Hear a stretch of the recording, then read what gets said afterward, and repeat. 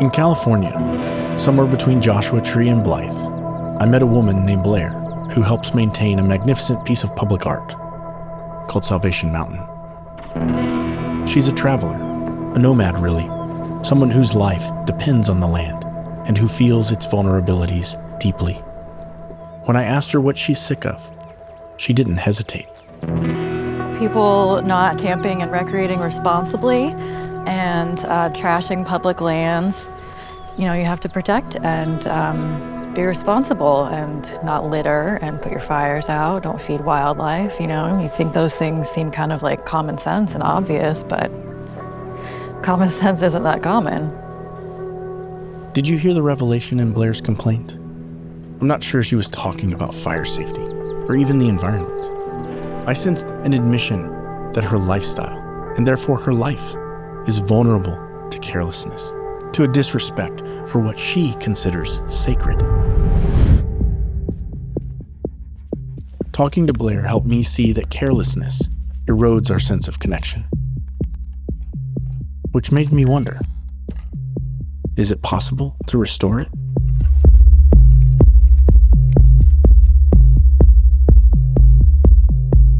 I think what is missing to help stop the erosion is empathy. I reached out to Carlos Whitaker, author, podcaster, and someone well-versed in bringing together people from all over the world. And if anyone could help me figure out how Jesus' way speaks to rebuilding the connections that our discontents have eroded, it would be Carlos. I think sometimes people confuse empathy and sympathy. Sympathy is feeling bad for someone. Empathy is feeling bad with someone or feeling good with someone. And it's that withness that I think is going to bring us closer and is going to help a lot of this discontentment that so many people are feeling. It's almost exactly what I experienced out there on the road. So if empathy is so important, where does it come from? How do we harness it? I believe that empathy is actually born out of curiosity. And I think it's kind of like a dominoes falling in a row. And let me tell you what those dominoes that I see are. Curiosity will lead to empathy. Empathy will lead to trust. Trust then leads to relationship. And relationship leads to change. And change ultimately is what we're all going for here. But I don't think that we can get to change until we start with curiosity. If we're going to solve discontent, do we have to? Do we have to deal with the stuff that we don't want to, the people that we don't want to? Like, do I have to get curious about people whose politics I find abhorrent?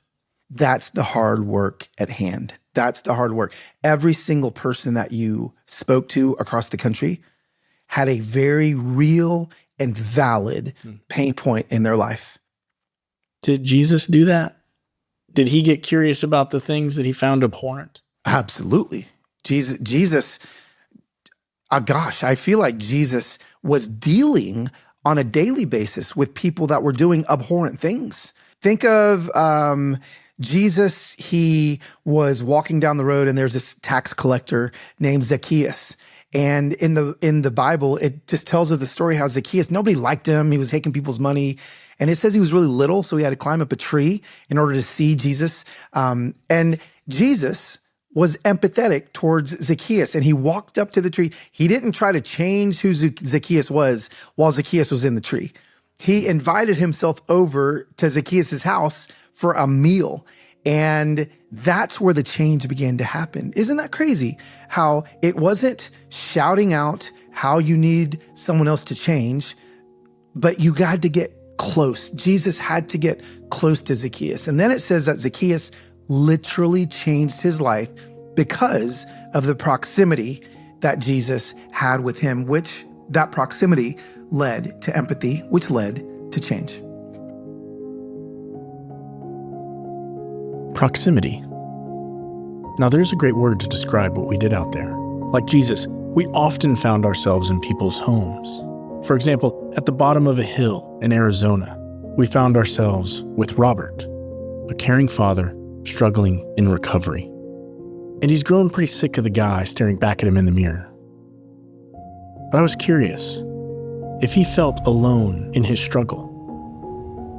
I think I've been through a hefty fair share of suffering. But like what's gotten me through is just surrounding myself with people that love me. Even in my worst, like, you know, my fiance tells me something. She says, if I can't love you at your worst, then I shouldn't love you at your best. And she's loved me at my worst, man. I think that's what's helped me together too, is just her positivity brushing off on me. But I got a lot of demons, man. Got a lot of demons. Did you feel with Robert? Moreover, did you catch a reflection of yourself in him? That last part, about the love his fiancée shows him, I confess I felt that. And it makes you wonder, doesn't it? If the love that's with us at our worst can help us be with others once we're in a better place. Maybe that's the final domino in Carlos's empathy framework. Change carries us away from our own discontents and toward another's. Maybe Jesus' curiosity isn't just a pithy lesson, but the bridge we've been searching for this whole time.